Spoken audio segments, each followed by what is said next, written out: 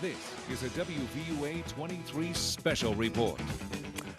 This week we're putting Alabama's heroin epidemic under the microscope, addressing such issues as who's using it and why. Tonight, WVUA 23's Jack Royer brings you the first of 4 reports about Alabama's heroin addiction. West Alabama is under the influence of the power of many different drugs. Today, heroin use is running the drug game here, wrecking lives and affecting families that probably aren't much different from yours. This week, meet those families and see the faces of heroin addiction, who's using, and what's being done to help them. Tonight, the simple question, why?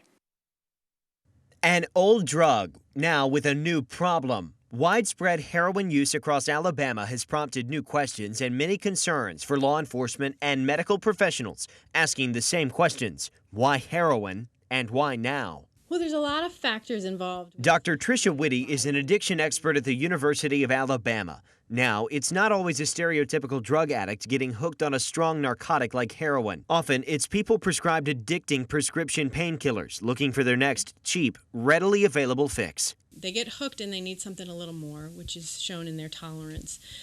And pain pills are expensive. They're sometimes hard to find. And surprisingly, heroin is cheaper and it's easier to find. Addicts I've talked to tell me we underestimate how easy it really is to find heroin on the streets. This drug also works on the brain's dopamine system, the reward pathway, the same reason people become addicted to anything that could bring pleasure.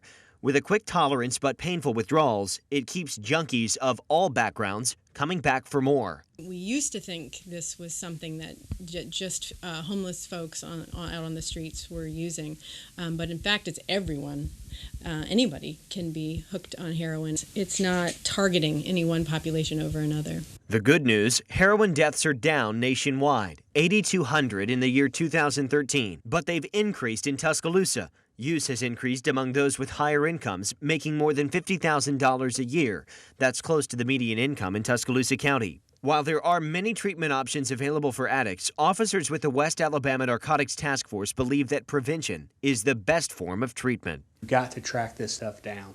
If you can prevent it and the suspects out there, the dealers are afraid to bring it into Tuscaloosa County, that helps your problem. If you don't have the money focused towards officers and equipment and that kind of stuff, then you're not going to stop it. It's going to spread even more. The Narcotics Task Force is made up of 4 West Alabama law enforcement agencies dealing with all types of drugs, but heroin is a bigger problem than ever.